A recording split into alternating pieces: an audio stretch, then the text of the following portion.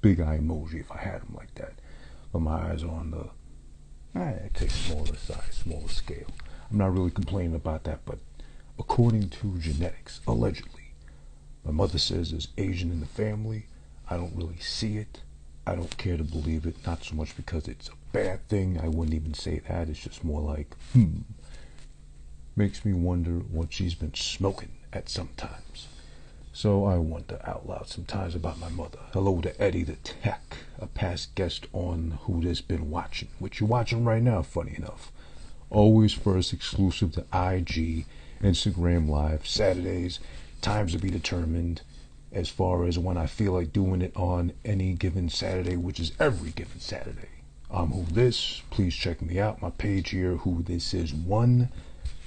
This episode, as is every other episode, will always be available on every DSP, digital stream platform, wherever you get your podcast from, Stitcher, Google, Apple, Spotify, etc., etc. Wherever you get your goddamn podcast at, just like you would for something spectacular, my solo venture, is where you would get this as well, Who This Been Watching. And please do me a favor and support the visual version of this podcast, Who This Been Watching. YouTube.com/Who This Is 1 as well. Again, you get it first here live, IG, Saturdays, times always to be determined, but then you follow up with it. If you love it that much, you want to share it like that too. Besides the IG story live post, you can just go again, DSPs, YouTube as well. I appreciate you in advance for doing so. And I'd like to say in advance too, thank you for those who joined me on, of all days, not Christmas Eve, but the eve before Christmas Eve, so a couple days removed from before Christmas itself, for the Godfather 3 special edition / episode of Who This Been Watching. Myself here, I was joined by my good friend and very esteemed colleague, one of my best friends actually from college of all places, so colleague is an inappropriate term to describe him as far as all the stuff he's got going on here for movie knowledge and shit. Shout outs again to Ryan, or nicknamed the Rhino, as his former college radio host name was. You can catch more of him at RYP Keogh, Keogh, his username here on IG. Knows a lot about movies, hilarious in general, overall, just real smart, real dedicated to what he's doing, and I'll be glad to have him on, just like I had Eddie the Tech. Shout outs to him again too as well as Poison Ivy, as well as whoever else wants to be a part of this thing too. And I stress again, if you're watching right now, if you're watching it back, you're listening back, wherever, this applies to you out there, listening, watching, etc., etc. You can feel free to join in. This is why I do the IG aspect of it, to jump in the comments. Drop a little tidbit about the film we're talking about if you know something. If you're curious about the film, if you want to know more about it, or if you know enough that you want to share with me, chime in and jump in on the live like Eddie did. Don't be shy. Don't be strangers around here. I'm enough of an idiot as is too, so I just feel free to use my platform to my advantage and talk what I got to talk about, which is in this case Who This Been Watching. Obviously about a movie or a TV show or whatever the fuck I've been watching recently that I feel the need to talk about and let you know as well. But again, shout outs again goes to Ryan for the Godfather 3 episode. My Wi-Fi has been acting up. I'm guessing I'll leave it as such, as far as my Wi-Fi might be to blame because so many people are on right now, or because of the holidays and Christmas, nothing else to do. Hopefully you stayed safe, had a healthy one, a safe one. If you or anyone you know has got the COVID, speedy recovery, well wishes, blessings to you. Hopefully you got at least what you wanted for Christmas, health and wealth, most importantly, and much, sex with no stress, hopefully, attached to it. That's always a good thing too. That's Christmas, that's the holiday. Next one we got coming up next week is, of course, New Year's Eve. It's New Year's Day. We're all ready to just blindly dive into 2021. I don't blame you. I am too. I'm with you on that ship. And we're all set and sail on the same course as far as 2021. Here we come. That might be the motto. That might just be the slogan we adopt for the fact that we need those energies. That kind of vibe to go into the new year. Hopefully a brand new prosperous one. But we'll leave that for next week, because that's next week, next year, literally. We'll be waiting for that to jump into just like that. Full steam ahead. Kind of like, hey, whatever. You know what I mean by now. But what I do mean to do is right now, and while I wait for Godfather 3, the YouTube and audio version of the podcast to upload, literally, I couldn't get on Thursday, I couldn't get on Friday. It's been all fucked up, my Wi-Fi. I'm using my hotspot on the phone right here, so this next phone bill is going to be a motherfucker. But okay, ho, you got me, Santa Claus, you fat fuck. Alright, next week we do have a couple more scheduled. So just like this week, there's been 2. Next week might be 2 episodes, possibly even 3. I'm still kind of like finessing the fine details and fine-tuning everything as far as that's concerned. But right now, the main focus is right now. This episode is all about just released. Literally a day removed from as you're watching this live now, and when you watch it back, whatever time and day applies. Just released on HBO Max because the theater thing ain't happening because of coronavirus, COVID, whatever affecting the world. Every aspect of it, especially the entertainment industry. We're going to talk about, or I'm going to talk about, myself, me, myself, and I. We're going to be talking about WonderWoman 1984, the sequel to the first release of WonderWoman. Starring Gal Gadot, there's Chris Pine, there's the pleasant surprise of, we'll discuss in detail as well, Pedro Pascal from Mandalorian fame. The Mandalorian, of course. About to watch Star Wars in depth because of the Mandalorian, how good both seasons have been so far. This is coming from a non-Star Wars fan at all. And, the other very pleasant surprise, too, on a lesser scale, but still very pleasant to see as well, is Kristen Wiig, or Kirsten, whatever the fucking name is. All I know is she's funny, and to me, she's sexy and good-looking. So, pleasant surprise to see in the film, and she did, I feel, a very good job holding her own compared to the heroine, the goddess, the statuesque figure of Gal Gadot, or Gal Gadot. Is it Gal or Gail? No. Gail would be Gail. Or Gayle, like Oprah's best friend, and or, scissoring buddy, allegedly. But Gal Gadot, we'll go with that, like a good old gal. Wonder Woman 1984, there was a lot of hype, a lot of press, a lot of anticipation built for this one, mostly based off the first Wonder Woman from, I think it was 3 or 2 years ago. I'm not really sure right now. I'd Google it, but that's like minor detail, because we're not talking about the first one, we're talking about this just released one, literally Christmas of 2020, pandemic Christmas, of course. A lot of hype built up around it. Shout out to JT Riddick, of course. Good to see you on the check-in, and hopefully you had a safe and merry, happy holidays and Merry Christmas. So, a lot of hype, a lot of anticipation built around the release of this film. Mainly now because out of nowhere, as of this past March, officially, when the whole world got taken down, forced to take a knee per se with the pandemic and such, everything got switched up on us. We all got fucked up in our own ways as far as how we make our livings, how we even aspire to make a life with a family, if that applies to you, happen. So, of course, entertainment took a large hit, a swift blow per se. And things aren't getting filmed as they should, or things were planned to get filmed and produced and whatever released, but then all that got pushed to the side. Everything became a whole big mess. It's like 2020 mood is just this the whole time, or just maybe one up because you're just perplexed as far as anticipating. You don't even know what to anticipate no more.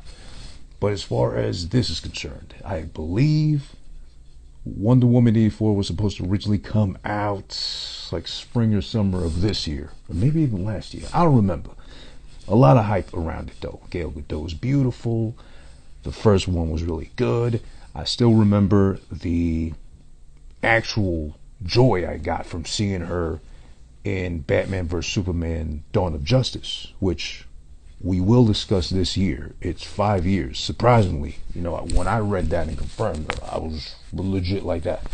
5 years since that came out.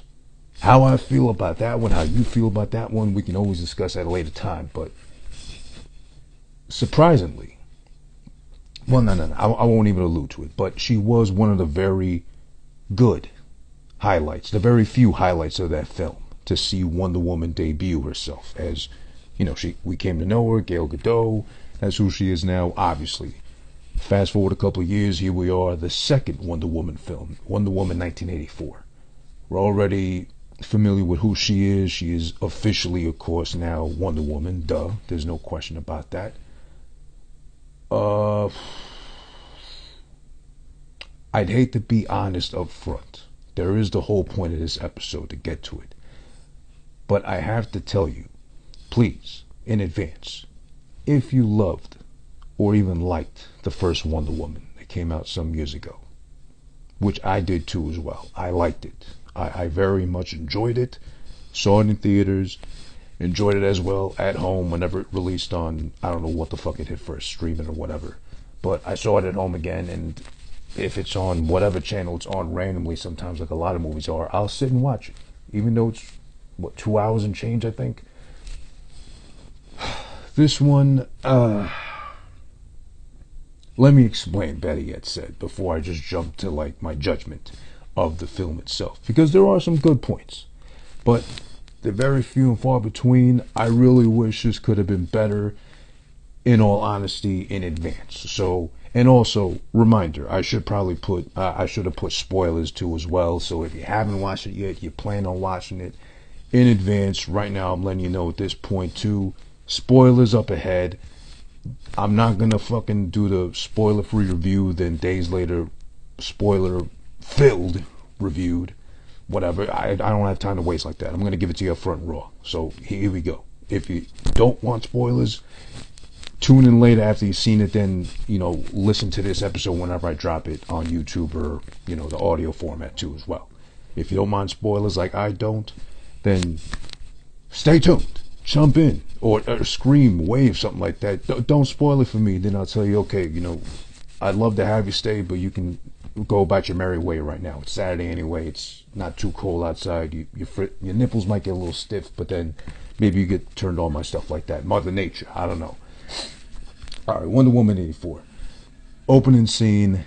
It easily could have been left behind in Wonder Woman 1 because it's whatever version of Amazonian women Olympic games they got going on to show off their feats of strength and how agile and how much into parkour, and supposedly how long, who would have known, parkour has been around for like ages, centuries. The ancient Roman gods were like parkouring all around like the Mayan temples and such back when, while discovering and developing new mathematical systems or numerological systems. Who knows? But apparently everybody was into it. And of course, this is the island of, I forget the fucking name of it, don't ask me, of all female Amazonian, pretty much IG kind of statuesque looking women. But they just so happen to be like CrossFit athletes, I guess you could say that. Or they're easily promotional models for like any sports brand, active wear on IG that you click on, that we're all guilty, men here, of course, no shame in it. We're all guilty of clicking on or having one we know by name automatically, or you just hint at the name of one and we, oh yeah, I know her, yeah, she's the redhead with the fat ass out in England or whatever like that. Shout outs to Olivia Rose Fit. That's the one I like out there in England. Thick Brit, hashtag. But all these women, are really well put together, really fine looking, and for whatever reason they thought it was appropriate to make them show off their talents, their physical abilities and capabilities for the first 15 minutes of the film, which this could have been left in the first one, because they did that, showing how she was from a young age, little girl, whatever, like to inherit the throne and become the mantle of fucking Wonder Woman. She had the powers, the capabilities, the strength. She was a half god, quarter god, whatever, fuck too, all that shit as well. They explained the story really well in the first one, so the first one I really like because of that. The getting to the point of how she became Wonder Woman isn't slow. It's a nice steady build up. You don't get too much of a build-up story, you don't get too much of like middle fluff shit. The ending of number 1 was okay, questionable, but whatever. Again, number 2, this easily could have been a number 1, so we're gonna jump ahead from that. No point in it.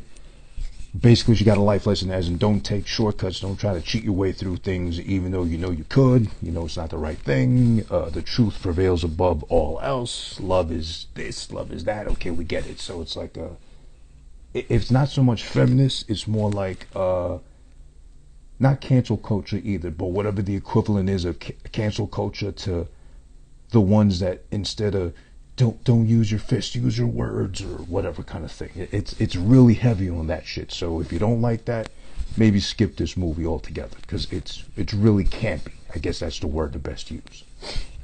There's that.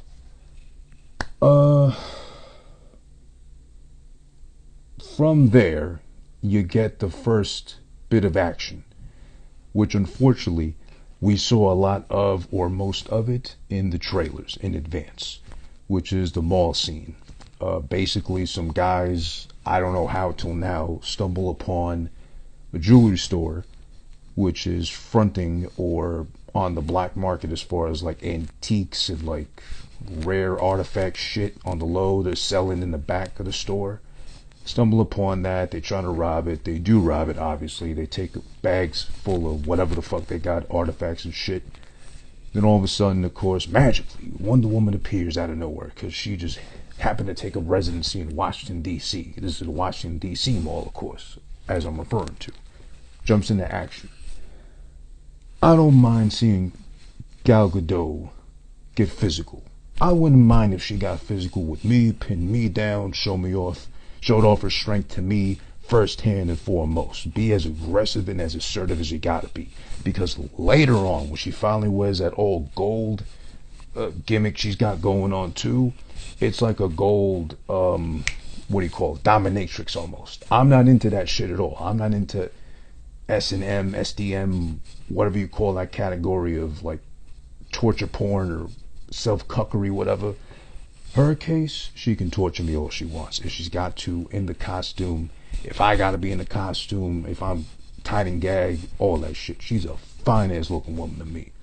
It also makes sense that she was an Israeli army lady. I don't know the term, so forgive me in advance, but she was in the Israeli army.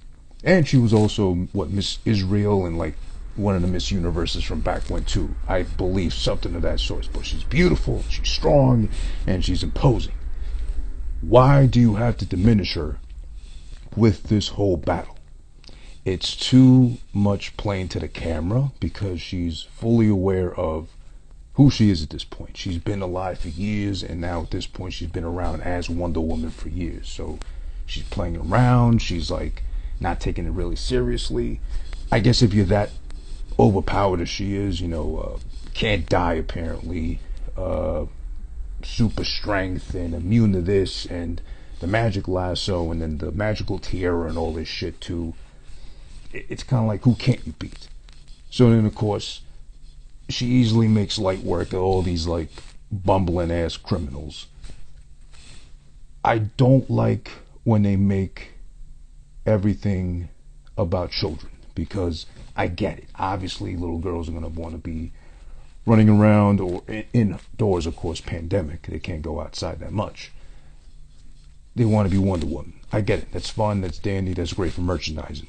But the fact that she played up to this little girl with glasses and little tiny rodent teeth, like snuggled up against a teddy bear, while she's in the midst of battle and arresting these fiends, these criminals, whatever. They cut back and forth to her, the little girl. She's smiling, she's winking, she's like, shh, you didn't see anything. But meanwhile, there's a whole group of people around you that's been seeing what you're doing. And of course, this is 1984. They can't record or, you know, even tell their friends about it until days later, after the fact, because they gotta wait to get to an actual phone to see what the fuck's going on.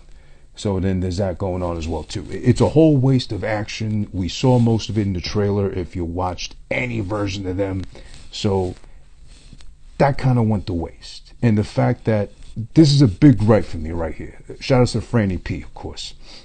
Holding it down in PA. Hope you had a very safe and healthy Christmas. And congratulations on getting married, by the way, too. There's also that.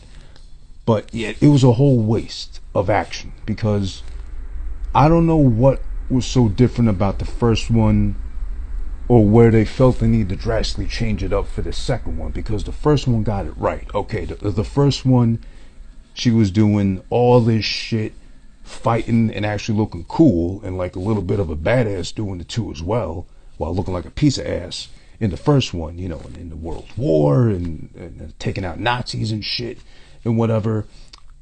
But the second one now, I don't know why they felt like they had to really, what's the term? Like, I guess they had to really amp the special effects. But in that, it was at the expense of her looking stupid at the time, jumping. I use that literally, jumping into action, or leaping, because jumping would be somewhat of a natural reaction to wanting to do something, or being a hero, I guess. Leaping is a lot of what she did. Or what I really hate, and that was done a lot, too much, in this specific fight right here, is yoinking action. Meaning, there was a lot of wires that was used to yoink people right into action or out of action. Mainly the bad guys getting yoinked into fucking glass or walls because she insists on using the stupid rope all the fucking time as her main fucking prop or whatever. Meanwhile, she can beat people up, she can fight her way through all these kinds of people, but she has to use the fucking rope all the time. She has to use the rope to get across from here to there. She has to use the rope to tie people up. Obviously, it's rope. You can use it for that. I get that. But she has to use it to tie up every single person. She has to use the fucking rope to somehow shield herself from bullets. This, that, the other with the fucking rope all the time. That's another point, too. The rope does not look convincing at any point in this movie. Especially the fact right here, this first part, where she's fucking up people with the rope. I get it, you tie people up. It's convincing enough. Mission accomplished with rope. But it's magical rope that makes it tell the truth once it's wrapped around you. I understand that purpose. But somehow, some way, the first one kinda got it right because she wasn't heavy on using the rope. This one, because she relied too much on the rope. Now we get exposed to the fact that, hey, the rope doesn't look convincing. The rope don't look real. Or why not use like real rope the whole time? Give her the training. You got the budget. Have her train with like a champion cowboy or something. You know, yee-hawing and shit, whatever. Who's going to turn her down? Who's going to tell her, well, I don't want to train her. She's a girl. Whatever. They're going to be too busy, you know, trying to wrangle their boners back into their pants to deny Gail Godot, of all things, lasso and lessons. So, she could have learned that, and then they could have added like a little sparkle dust, a little like sparkly effects to the rope while she's in action. But no. There's like this whole glowing aura mismatched bullshit which isn't in sync or in time. It's like if you saw the Mandalorian season 2 finale. Spoilers as well too if somehow you didn't watch that by now. But I'm not a fan, so fuck you. I get to do that kind of stuff. But it's like the de-aging they did to Luke Skywalker's face, which I had to go back and watch because I was fooled. I thought, oh wow, they did a good job with that. But then again, I watched it when it just dropped like at 3 a.m. Friday morning. So I might have just been like in and out of sleep. My sleepy eyes were on. So I wasn't fully like awake, literally, per se. When I went to watch it back, I saw what other people saw with the mouth, you know, mismatched in action and all that too. It just wasn't done right. The same thing with an inanimate object as rope was. They didn't do it right. So that's my main gripe with the movie overall. Too much rope. I get it if that's her main thing in the comic books. I haven't read, obviously, too many of them. Or in general. But the rope, special effects, graphics, whatever, technology isn't there. And it failed her.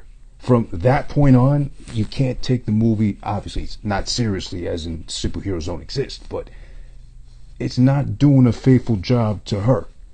Because again, if she can fuck everybody up with super strength, endurance, agility, fighting skills, can't die, immortal, has the fucking wristbands, has the fucking tiara to fling around, all that. Why is the rope the only thing she has to use? It's like if Batman only used his grapple gun to even like just grab a soda from the fucking stand, like just because he's too lazy to walk 20 feet away from where he's at. It's lazy. It's a cop-out. There's no need for it. No, he'll actually go out and fight like I wish Wonder Woman would do more of in the film, which we do get to see more of, because there is more action, as opposed to a lot of reviews saying there's little to no action. There is action, just it's not really fully used at her advantage. That's the first part. Okay. There's a kind of part, there is a part actually, excuse me, I have a little bit of an issue with, because now the other female lead in this film, Kristen Wiig, always been a fan of her, always thought she was funny, oddly enough, always been attracted to her too as well, so that helps as well. She did her part well, I feel, as far as, I'm not sure this is her first serious-esque role, but if it is by any chance, good job. Very well accomplished. I like what she did there. Oh, hey, got our last guest from the last episode, Ryan, on here too. Talking about Wonder Woman 84. Shout outs again to RYP Keo as well here. So, oh yeah, you get one of these. I didn't put this on last time, Ryan. I wanted you to take me seriously since it was Godfather talk. Godfather 3 talk, even though that thing was trash, as clearly mentioned. But yeah, Kristen Wiig was actually a pleasant surprise in this film to me. Maybe because I liked her already going into the film. I always thought, again, she was funny, attractive, all that shit too. I didn't mind seeing her for a majority of the time in the film. Let down towards the end because, again, whatever they did with the special effects, or they most likely mishandled the budget on that end specifically, because why towards the end? I'm jumping here, and again, spoilers if you haven't watched it and you planned on watching it.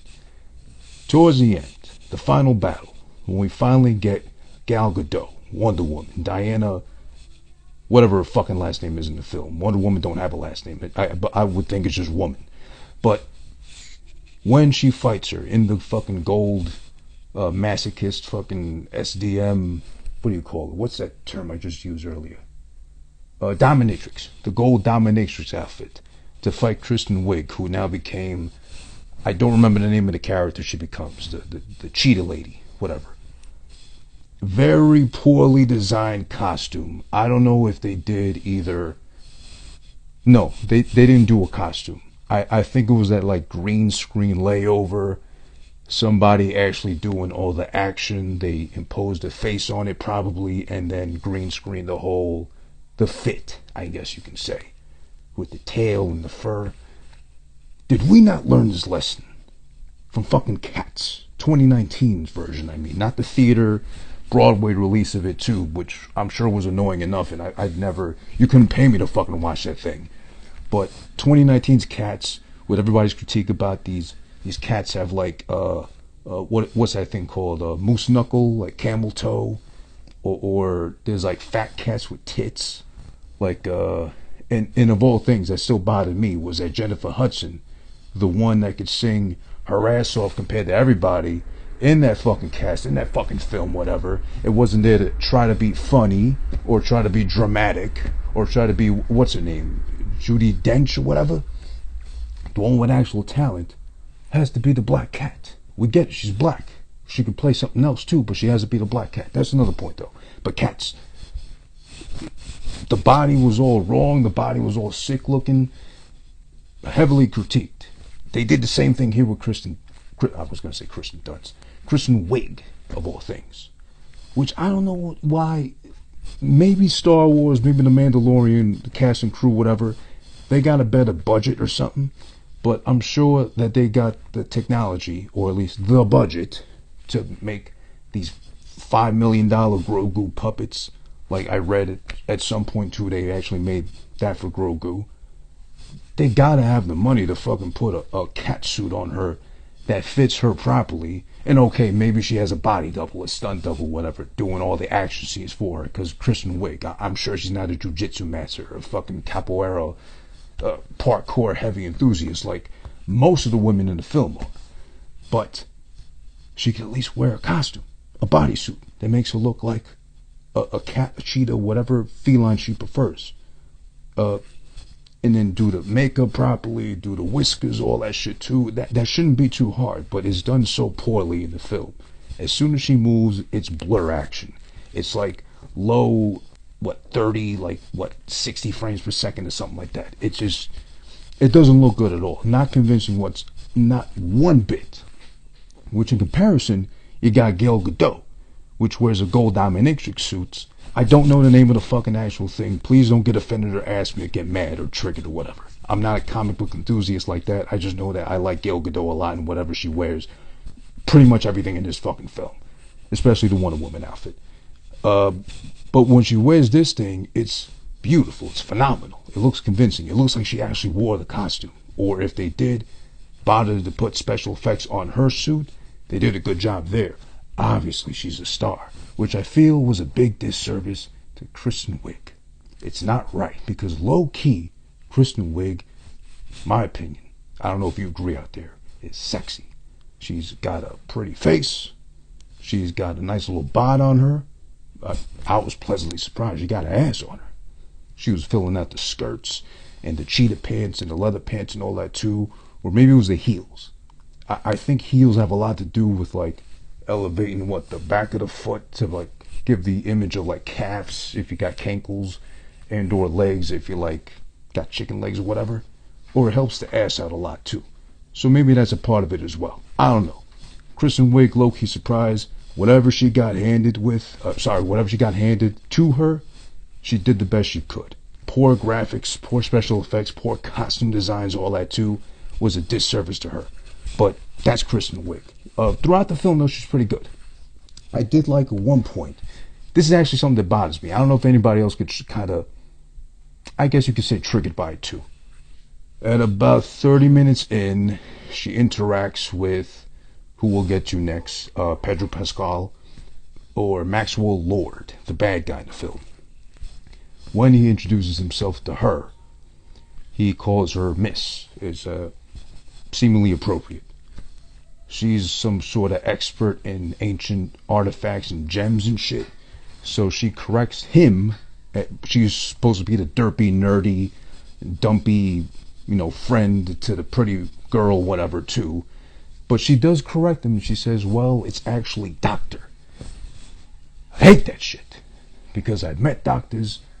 I know some doctors. Shout out to Dr. Mike on the drums, by the way, part of Brendan's band, Franny P. You tell Mikey I said what up and Merry Christmas. I'll actually DM him later and tell him Merry Christmas. But Dr. Mike, I respect him. And, out of respect and courtesy, I call him Dr. Mike because he's a doctor. And he happens to be a killer drummer as well. But if I don't know who you are, if I'm first meeting you, and I don't know you're a doctor, if you got the gall and the audacity to correct me with some stankiness to you, because it's stanky. You don't need to. You're just doing it because you're pretentious and you got this sort of pride that you put upon yourself or your mom or your dad or whoever puts in you the battery in your back to make you feel like you're important because you're a doctor of some sorts, a doctor of stones, so that means you just play with rocks all day. I hate that shit. It's so pretentious. It bothers me so much. I got that once in my life, and I just turned around and I walked away from that woman. Because it was so obnoxious, I felt like. If you are a doctor, I respect you, but let me see your doctorate first, so then I know before I open my mouth and say hello, ... whoever you are, then I can go ahead and do it on my behalf. I'll be kind enough and courteous enough to be like, hello, I see the doctorate. Doctor, last name, whatever. I don't mind doing that shit.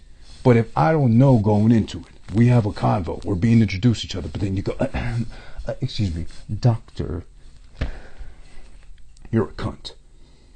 Even if you're a guy, you're a cunt. We don't need that pretentious shit.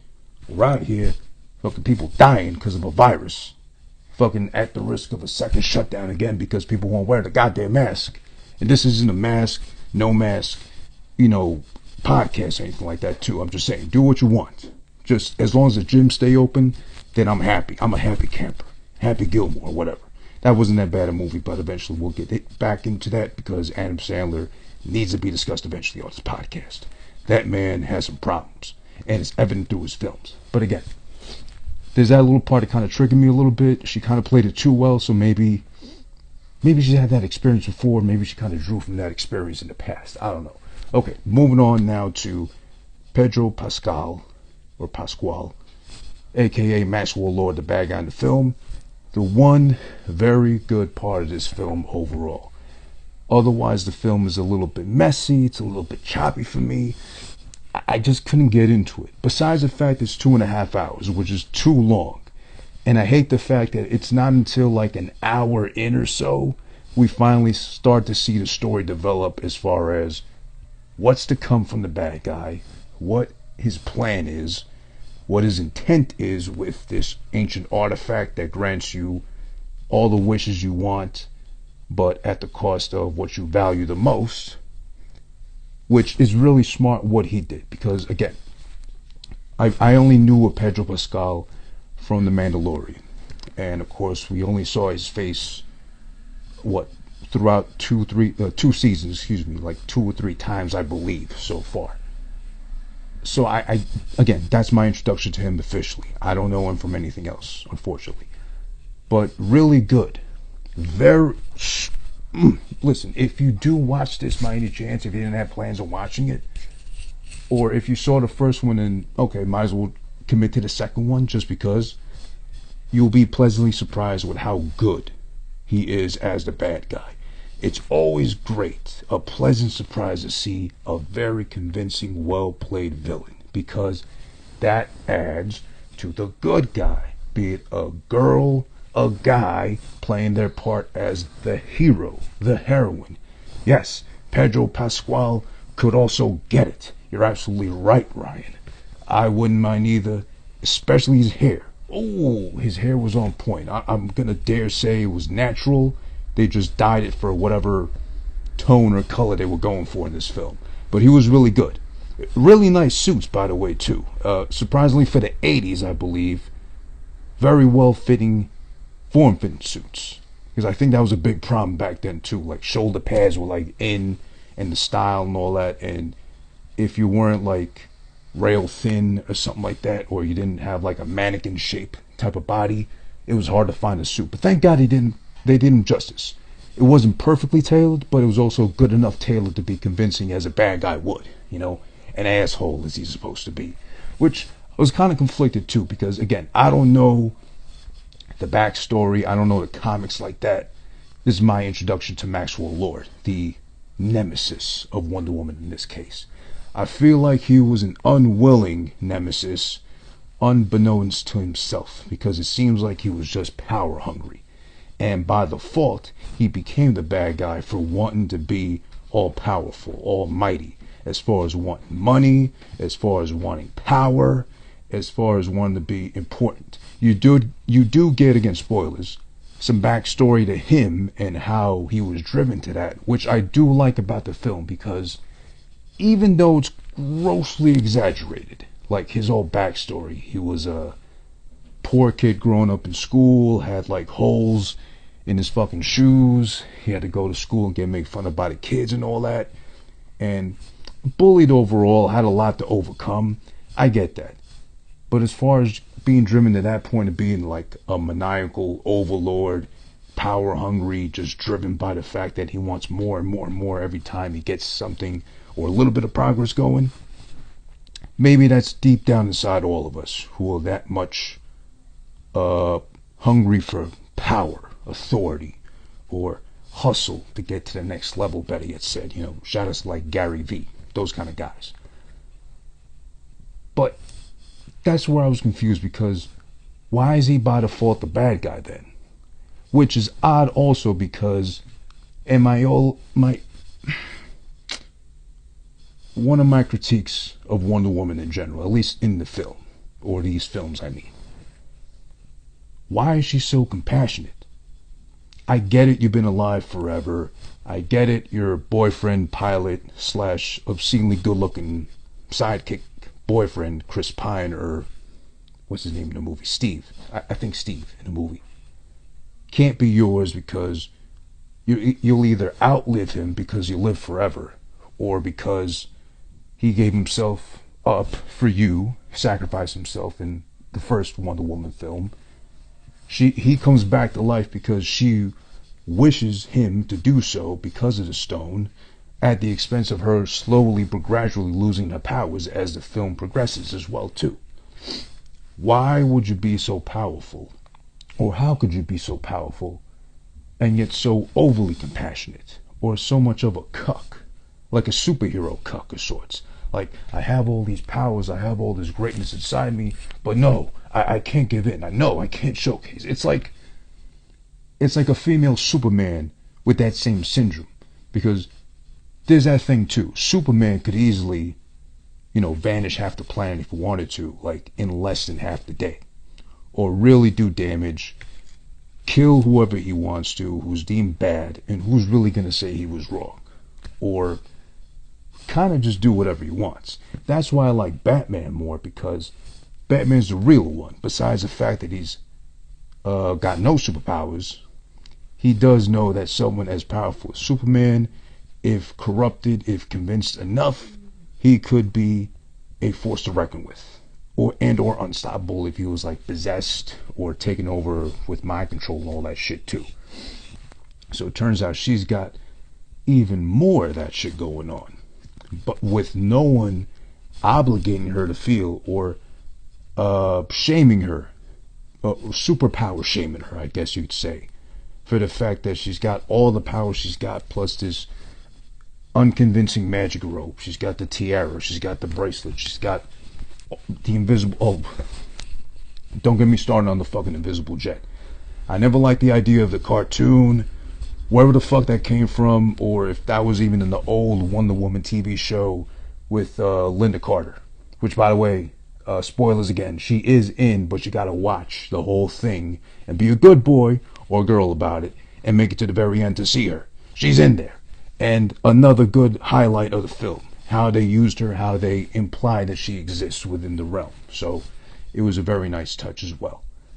What was I saying? Oh yeah, the invisible jet. So stupid. It's like the one power she didn't learn properly to master, or she says, oh, it's been 50 years since I used it. I don't know if I can use it ever again in my life, or if I need it now of all times, because we're stealing a craft from the U.S. Army, Air Force, whatever, and we're breaking the law, but we're going to make the jet invisible so we can get away with it clean and have everybody go fuck themselves because I'm a superhero and you're my boyfriend, so let's go fuck in the air in an invisible jet. That's the whole purpose, right? A quickie, of all things. But they do it. The graphics are done. The special effects are good.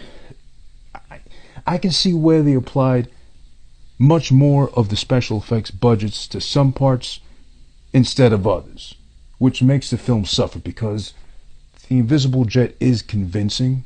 The angles and the shots are convincing enough to make you think, oh wow, they actually made an invisible jet seem feasible, of course in the movie of all things. But then explain to me the fucking magic rope. It's no good. It doesn't look good at any fucking point. Don't tell me otherwise. Don't tell me you believed in it or nothing. It doesn't look. When she tries to ride the fucking lightning with the rope, I get to look up her skirt. That's the only upside to it, if anything. But the rope itself is trash. Okay, but back to the invisible jet. It looks good. She transmits her powers into the fucking jet. They go invisible. Steve is like all fascinated because he died in the 40s and he came back to life in the mid 80s and all that. A horrible decade to come back into fashion sense wise. But that's besides the point. He seems to enjoy himself dressed up like a girl, putting on all these outfits. Oh, look at me. Whatever. But yeah, the invisible jet wasn't visually done right. But the way they brought it about, I don't know. There's just so much. I don't want to seem like I hate this film that much, but it's hard to like when you got things like this. Oh, excuse me. That they could have done better or could have spent more time getting done right. Oh, excuse me. I almost kicked the shit out of the camera. I'm getting that worked up about WonderWoman 84, as you can tell. But yeah, getting back to Maxwell Lord. Very well done. Very convincing as the bad guy. I also like and respect when they give the bad guy enough time to shine. Not too much time, or he doesn't get away with everything.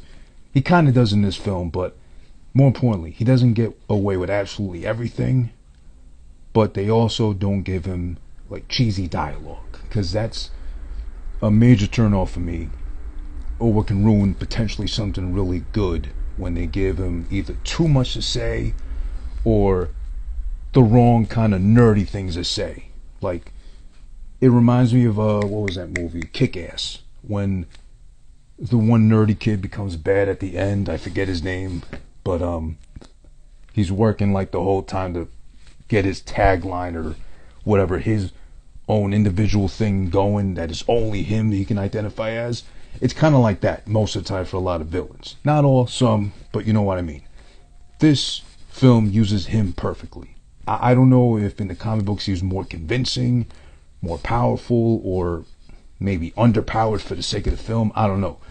As far as he was used here, it was excellent. I love that about the film. If I ever watch again, if I ever rewatch this again, it might be just to get acting lessons from Pedro Pascal. Very well done.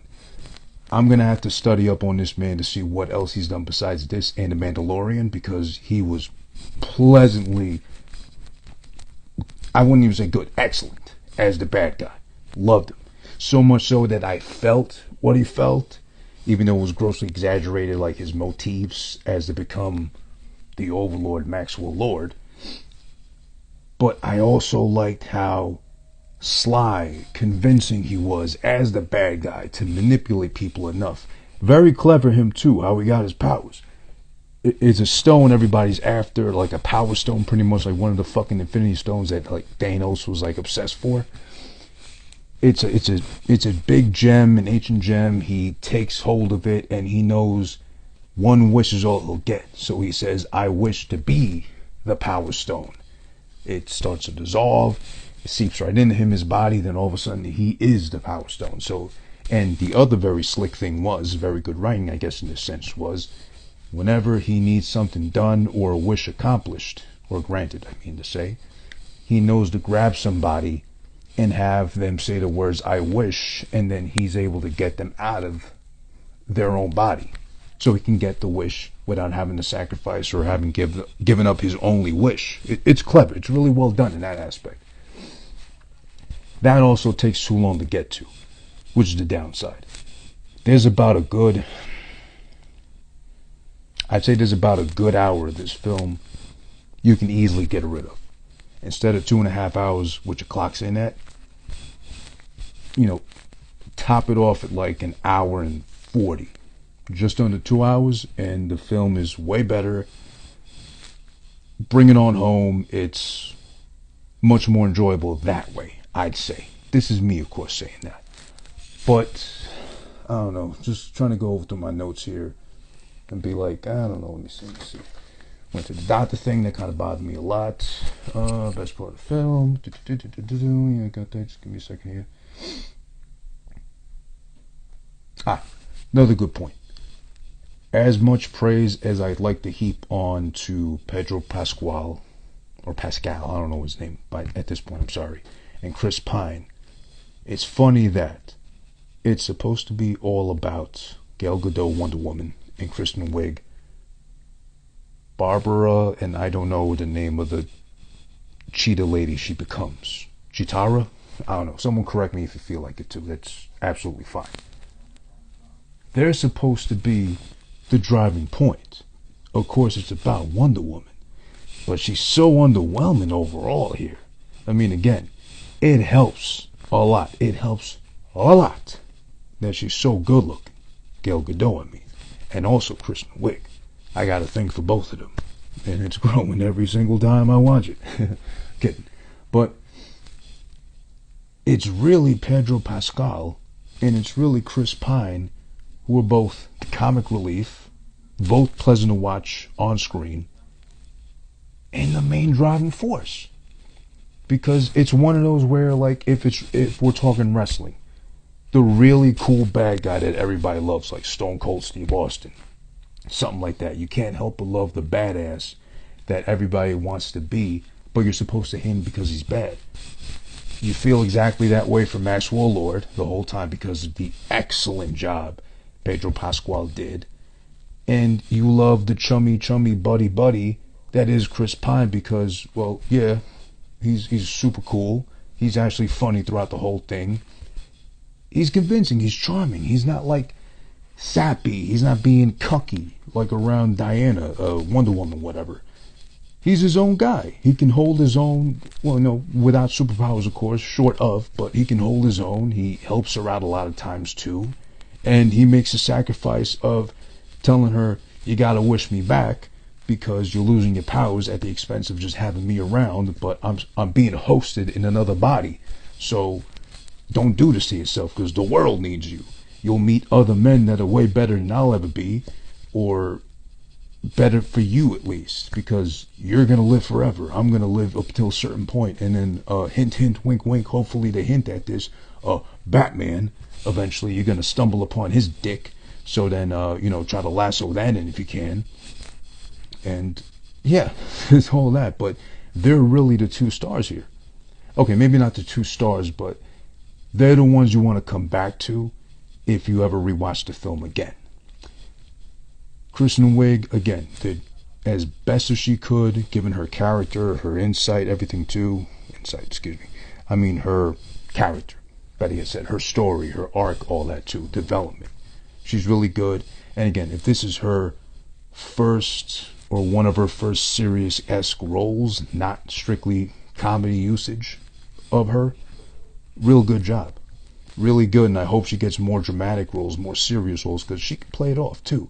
And besides the fact that low-key, hey, she's good-looking. I've always liked her, and I guess that's for a reason. She's always been good-looking, low-key, sexy, appealing.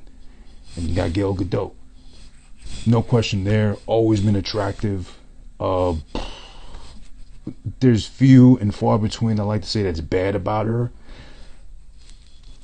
It just wasn't there in this one. I haven't seen Justice League. I never planned to, because I already knew from the way the special effects were brought for the background scenery alone, I wasn't going to like it, and I'm probably right. There is a director's cut coming up, the Snyder cut, whatever, coming up whenever that's coming up. Maybe I'll watch that. I'm pretty sure I'm going to watch that since HBO Max is already sometimes subscribed to, so I might as well take the plunge into that shit. But it's not Wonder Woman 1, which was so much better. My only complaint about Wonder Woman 1 was the very end. She made quick work of the bad guy, and then she gave a whole campy love is the driving force of everything, and it will beat and prevail just like the truth will at the end of the day. You cannot defeat love, as she slowly lassos her way towards the bad guy, I think Ares or whatever his name was. A whole campy ass fucking cuck, cancel culture, Me Too friendly speech that appeals to like all those people. Don't need that in the film, or I don't need to be spoken down to by like an overpowered, very attractive woman who I'd like to abuse me and do whatever she has to with me with that rope, with the gauntlets and the tiara, whatever. Beat me up. I don't care. But still, Wonder Woman 2. I really wish there was more I could say about it that's good. Or I believe, better yet said, I wish there was more good about this film that I could pass along to you. You know, it hurts because, again, a lot of build-up, a lot of anticipation. I was ready to jump into this one from the first one because the first one was so good. Oh, finally, finished fucking rendering. Give me a second here. Let's see if the YouTube's done. God damn, still. Wi-Fi, I tell you, these fucking days, even the holidays, it's like, just chooses not to work. But I guess let me see if there's anything else with the this film. Just looking through my notes again, forgive me, because I'm trying to see again if there's anything good I wrote down about the film.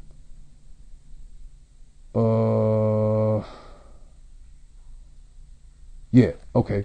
So there's the other two action sequences, whatever you want to call it. Real quick. There's the one in the desert at about an hour and 20 in, where it's, I wouldn't say the graphics, the special effects are so heavily used like they were in the mall scene, or even afterwards in the White House scene towards the very end. This was better balance, not so much, again, special effects or props or wire worker yoinking like they was doing so heavily in the White House and so much in the mall scene. In the desert, she's beating up tanks. As she gradually, slowly loses her powers because she doesn't know, she finally confronts Maxwell Lord for the first time and says, hey, you don't know what you're doing because you're a fucking cuck and you got this power stone that you know nothing about. I've lived long enough to know, so give it up. Where is it? Then he says, I am the stone because he absorbed the stone. Remember, like I told you earlier. Real clever. I like that. But she doesn't know initially what he's talking about until they got to do the research and hit the books and be geeks and study nerds and whatever. Find that out later on. And then she realizes, oh, okay, he's the stone, so we got to kill him, basically. Okay, but back to the desert scene, sequence, whatever, action-filled, packed, whatever. It was cool. Beating up tanks, destroying tanks. Oddly enough, well, actually, appropriately enough, she gets a lot of help from Steve, Chris Pine, because he knows she's losing her powers, or he can see that she's losing her powers slowly but surely because of the wish she made. The ending to that sequence was very disappointing because it's in the desert, a long ass never-ending road. The tanks are supposed to be heading into the civilian village. They're heading into it. They're barreling through to it. Towards the end, you can see that there's a bunch of children that are, shout out to Jaleesa, and congrats on your announcement along with the pain. Very proud of you both. You made a whole another life here in the pandemic. So you gave life back to the pandemic. That's wonderful. Congratulations to you guys. But yeah, speaking of children, actually, they see that there's children on the road. And as the tanks are ready to plow through them, of course, she's got to be Wonder Woman. She's got to be the heroine. And here comes the goddamn rope again. The magic lasso. Swinging into action. Steve shoots off a grenade missile, whatever. She catches it with a fucking magic lasso, which still looks fake as fuck. She swings into action and saves the fucking... The children with the head wraps. Apparently the head wraps were too fucking tight around their heads where they couldn't hear, of all things like this, they couldn't hear a fucking tank rolling through. Headed their way. At what, 50, 40 miles per hour. But it's a fucking tank. You can feel the rumbling. If I was to do this to you again, you can fucking feel it. You can fucking see it. You can anticipate it. She swings into action. She has to save them, barrel roll, like dramatic like they always do. And then, of course, it's safe. But at the expense of her being severely weakened and ready to just throw in the towel because she's no longer Wonder Woman. She's like Meh Woman at most. Yes, thank you, Jaleesa. The whole last hour, yeah, I've been ragging on the movie, honestly, because the first one was so much better. I don't even know. I'm trying to figure out still in my head how they did it with the first one, but the second one wasn't it. There's that sequence, and then there's the White House, which, again, it was so heavy on the usage of the fucking lasso again. Here it comes. It's unconvincing. It doesn't look... Obviously, it's not supposed to look real. But whatever they did with the graphics, special effects, whatever you want to call it, they did a bad job. Those people need to be fired. And I know it's a pandemic. I know people need to be working and be hired and keep, food on the table and food in their kids' mouth or whatever. But I think if their kids, the people that handle the special effects in this film, especially those in charge of the magic lasso, if their kids saw the work their parents, or if they knew better yet, their parents were the ones in charge of the magic lasso, they'd be like, I need to be, what's that thing in court where kids are like, emancipated. Please, just take me away, or someone readopt me. Take me to another home. This guy sucks. Or whatever. Bad job. So more of the lasso comes out, the White House. She's playing too much of the role, keeping people safe. Let somebody die. Let somebody get fucking hurt. Let somebody get a broken pinky or sprained ankle once in a while. She's too worried about saving everybody and making sure this guy lands in a chair because he got barrel rolled in midair. Or kicked out the way by the fucking... Oh yeah, this is where Kristen Wiig introduces herself as the cheetah. No, she's not cheetah lady yet. She's like got the same powers or the same strength of Wonder Woman. So she's beating them up. And Wonder Woman's catching them and making sure they're safe or whatever. Meanwhile, at the expense of her weakening still, her being selfish about Steve still being alive, Bay coming through, and peeping the scene, or actually better yet said, peeping her getting the ass whipped by the other blonde lady, Kristen Wiig. That whole scene was a mess too. And all the anime buffs out there, all the anime fans, maybe you'll relate more to this.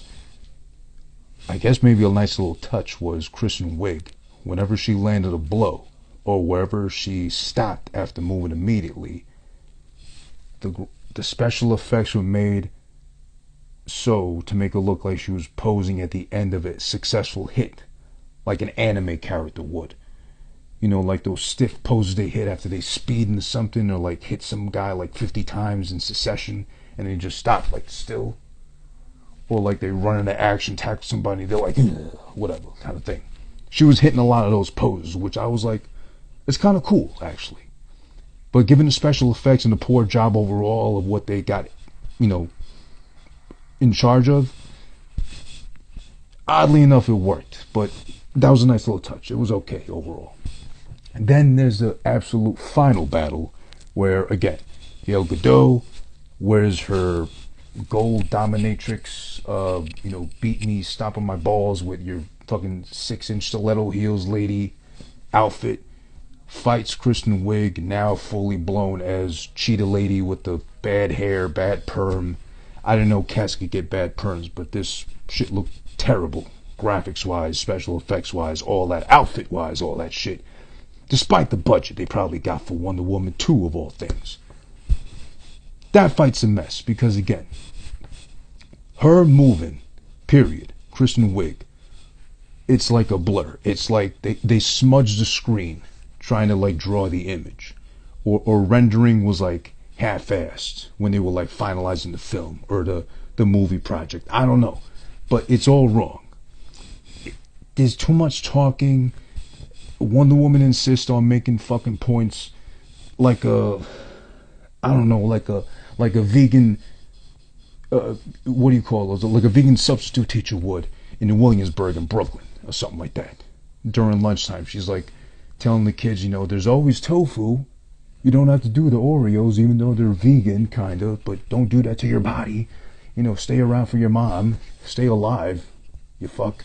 Whatever kind of thing. It's too preachy. It's too campy. And then there's the very end, too, where finally Maxwell Lord gets to summon all his powers from people around the world making wishes for him to actually get all the power that he wants. Because he's got the president's blessing. He's got international leaders playing up to him and begging him for favors and stuff. He's practically the overlord of the world at this point. So when she hits him with the speech and makes him realize, oh shit, my son, I forgot this whole time. My son that doesn't look anything like me, I'm clearly Hispanic, and they show his background, the character at least, growing up as a Hispanic young boy. Why did they give him an Asian son? And of all things, Alistair. Alistair's the boy's name. Maybe that's the reason why Alistair, the Maxwell Lord's son, snaps some sense into him and starts saying, Daddy, I wish you were just here with me, and wishes him back. And then he realizes, oh shit, my son, this whole fucking world war, and I got a missile pointing at my son's head of all things, 10 seconds left, and now I want to stop doing everything. Now I want to stop the madness and give in to my shameful ways and realize I brought this upon myself and now the world's affected. And then he stops. And then, of course, you know, the lasso of truth is the one that makes him do so and realizes the errors of his way. And then magically everything just goes back to normal like nothing ever happened. Which I wish I could do with the 2.5 hours I spent watching Wonder Woman 1984. I wish I could say I'm surprised, I'm stunned, I'm kind of like in the middle. I have no feelings towards this film. And it's very sad to say so, because I love Gal Gadot. I'm ready to marry Gal Gadot. I don't care that Gal Gadot might be either my height or with heels towering over me. Beat me, slap me, smack me, put me in an arm bar. Whatever you gotta do, Israeli soldier lady, hot ass, starring A-list actress as Wonder Woman. And even though you did a poor job this time in number 2, a much better job than number one. Do whatever you gotta do with my body. I am your slave. But that's besides the point. That's me being a horny boy right now. Too excited. But she looks excellent on screen. There's no taking away from that. So if there's a third one, I'll probably watch it just because I want to see how she looks. Which she looks great in this one. She looked great in the first one. I'm a Gal Gadot fan. I'm also a Kristen Wiig fan. I'll definitely watch whatever she does because damn. Wow. Fucking sexy in this film too. Which is good for her. Good for her career, I think. So yeah. Wonder Woman 84. HBO. Oh, here's one more thing. This is really, really insulting to me. And I don't know if anyone else had this trouble either too. Christmas Day.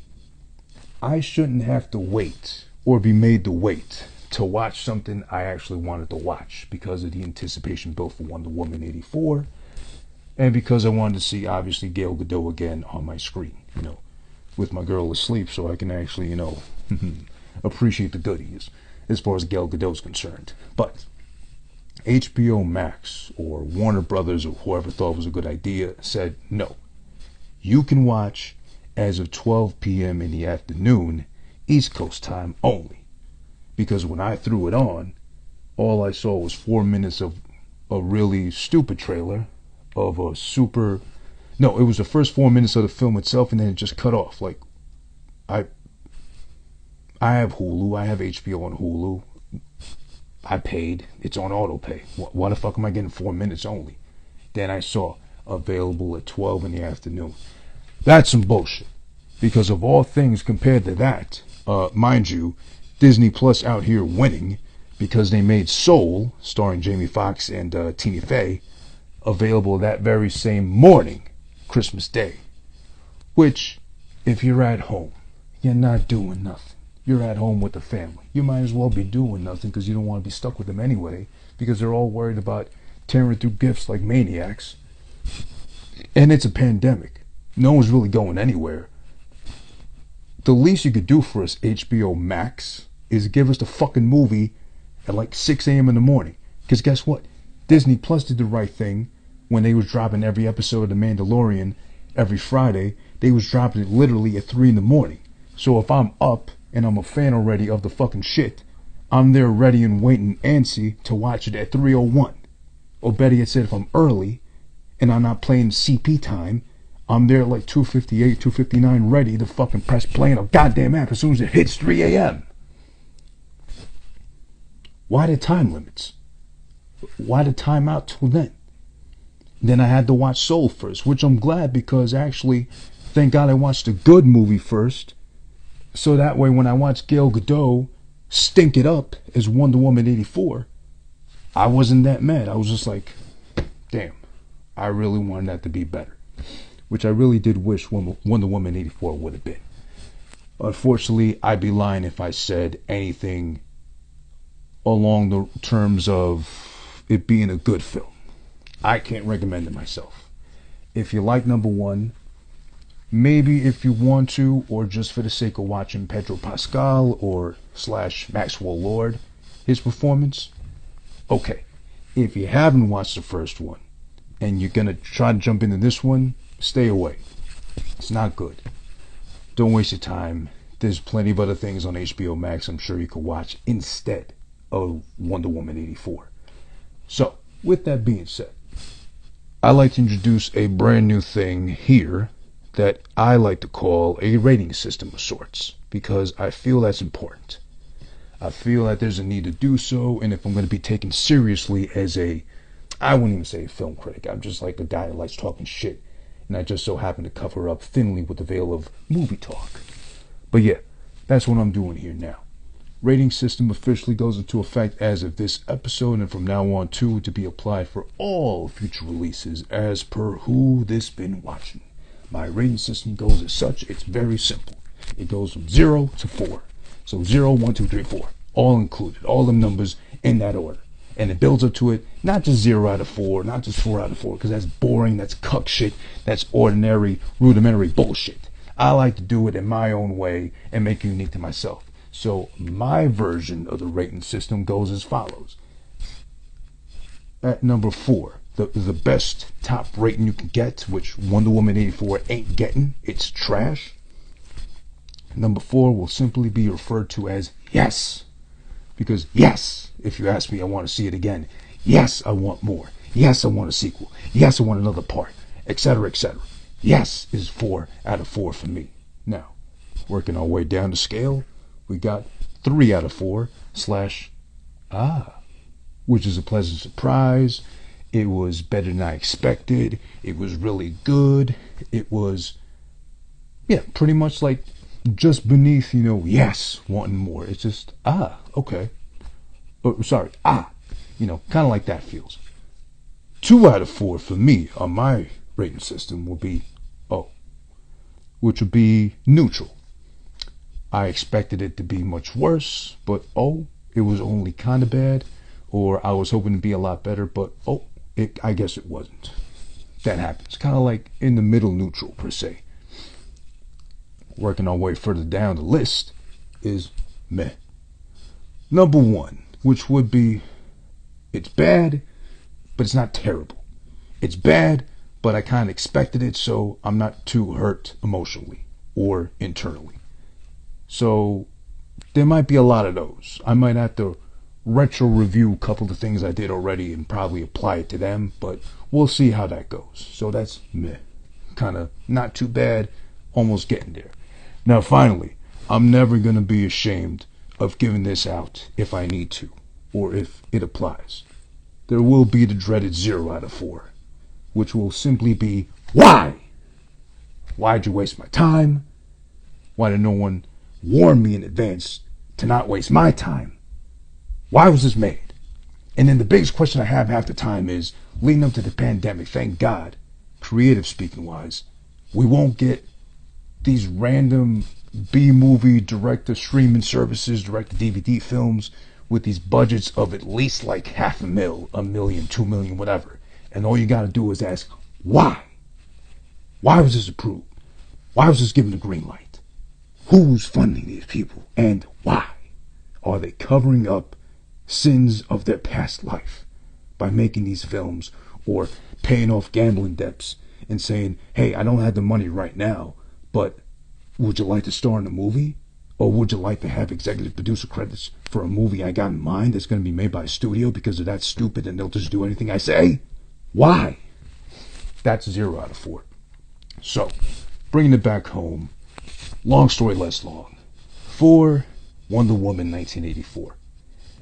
If I'm going to be honest, like I said, I wish I could get back the 2.5 hours I invested into Gal Gadot running around, leaping around in a skimpy outfit half the time, thank God for that.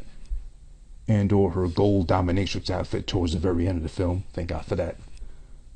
Those points, as well as Maxwell Lord / Pedro Pascal, his overall excellent performance throughout the film. Lovable bad guy.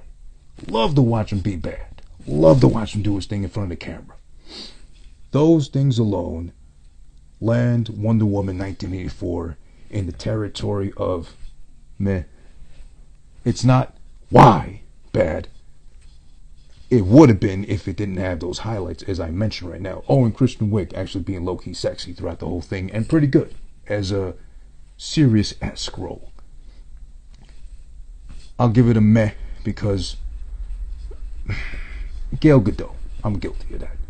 If it was anybody else, it'd probably be why. But it saved itself from being that bad, or that despairing, or that agonizingly bad.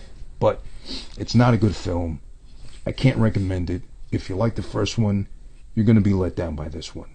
Overall, the action, there isn't barely none like a lot of reviews said. There is some, but it's not great. It's not convincing. It's not really playing up to Wonder Woman's strength, even though the whole point is, I sacrificed my powers because I wanted my one true love to be alive, at least for a little bit for me. But I didn't know I'd sacrifice myself. Shut the fuck up. Alright, you lost your fucking powers, and you knew you were. You're starting to feel bullet scars and all these wounds and shit. You're feeling like a cuck, and you're acting like you don't fucking know why, and it takes you like 2/3 of the films to realize that. Come on. But alright, meh is the final verdict for Wonder Woman 84.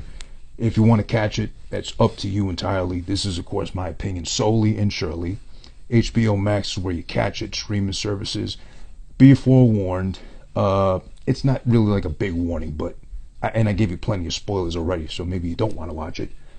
But it's only up for 30 days. So from December 25th to January 25th, I believe roughly, is the only time frame you'll get to watch it.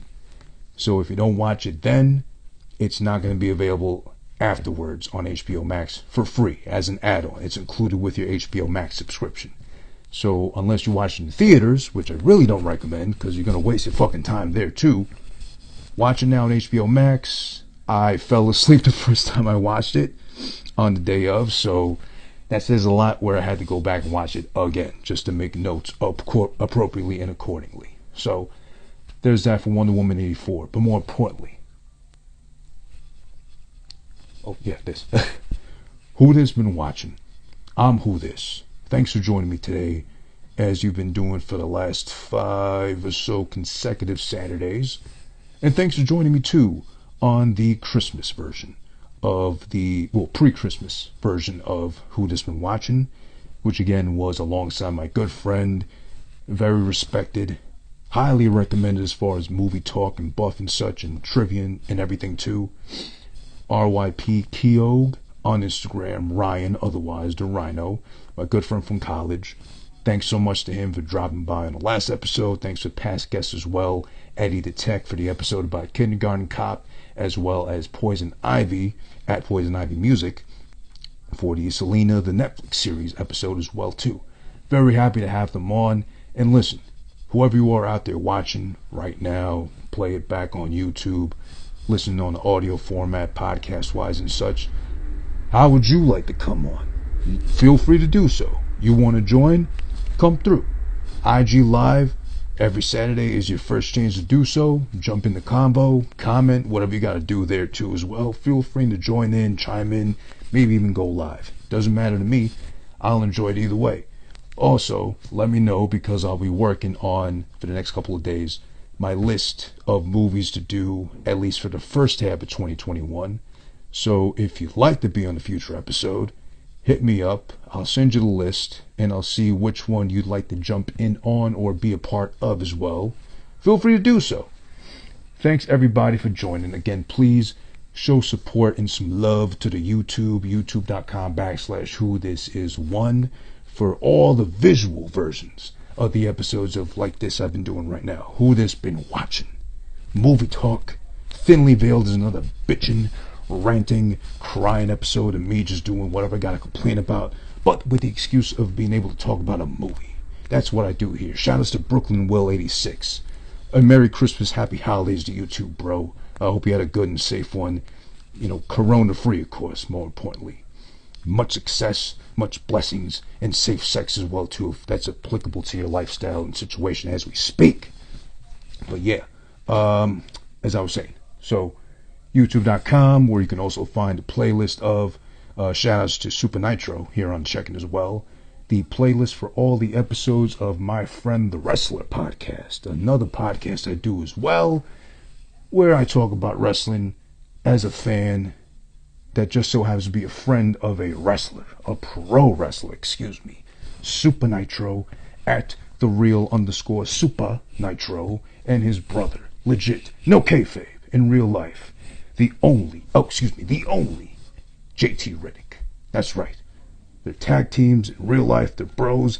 They, probably had hot tags going on and off inside the mother's womb. No, that would mean they're twins. Sorry, never mind that. But they shared the same womb. Mama Nitro gave birth to both of them. I think, what was it, Nitro first and then Riddick? Something like that. But they're tag team for life. Tag team partners for life. They can count on each other. But, yeah, exactly. They work each other like Brett did Owen. Rest in peace to Owen, of course. On and off. They might say in front of the camera they hate each other, but real life they love each other. Of course, come on, they share a mother. Come on, don't be like that. Don't be an asshole. Don't be an idiot. Not you guys. I mean, anybody else who might question the legitimacy of your blood ties. But yeah, that's My Friend the Wrestler. Check that out. The solo venture. Something spectacular. That's me. Who This? On all DSPs. YouTube as well. Playlist for all the episodes there as well. Something Spic, S-P-I-C-tacular. As well as Real Talk, though, alongside Jeff Hefe Delices, the boy from Brooklyn, which I have to question his legitimate vegan claims and or choir Catholic boy claims as well, too. Shout outs to him. Real Talk, though, also movie deep dives, introspective review, stuff like that. Affiliated with Who This Been Watching. Who This Been Watching, again, live every Saturday on IG Live First, where you can catch that being done live, as I'm doing right now for WonderWoman 84. By the way, don't check it out at your own risk if you choose to otherwise. But then also come back to youtube.com/whothisis1 to check out the visual version in a couple more days too. That'll be up on YouTube. Hey, do me a favor. Check out the YouTube right now, as well as wherever you get the podcast from, the audio version from, for the last episode I did, again, with my boy Ryan from college, LaGuardia Community College. Shout out to them. For Godfather 3. Oh boy, we had fun with that one. That was a long one, a lengthy one. Pause. Well worth it though, because we shit all over Godfather 3, as it so rightfully deserves. So actually, if I had to give something to that, Godfather 3 would be meh as well too. A 1 out of 4 if anything. Thanks again everybody who joined in, whoever you are in the comments. I appreciate your time being spent with me. Please do me a favor if you can. Share the word, spread it every Saturday here, live on IG. Who This Been Watching, talking about a different movie, talking about a different TV series, whatever the fuck I watched, and let them know. It's me, Who This, on the check-in, about to check out right now. Shout outs to Kenneth Stones as well too. Oh, shout outs to Dirty Heels podcast, doing the thing as always. Listen, I gotta follow more of what you guys do, because I need to learn how you get out there, especially with the wrestling and all that stuff. And please, by the way, don't ever let that parrot be a part of your episode again. That was so annoying. I know it was out of your hands, but you know, that was a real heel, if anything. The dirtiest of heels for that episode. But appreciate you guys. Much love to everybody too. Make sure you check me out next Saturday too as well for Who This Been Watching on IG Live. Check it out in the replays wherever you get it too. Visual audio format. Appreciate you. Much love. I'm getting the fuck out of here. I got a life. And I got 2.5 hours I can't get back from WonderWoman 84 because it was a piece of shit. Goddamn Miguel Gadot, you piece of ass. Make it up to me somehow. Or how about we just make out, period. Yeah. Don't tell my girlfriend, please.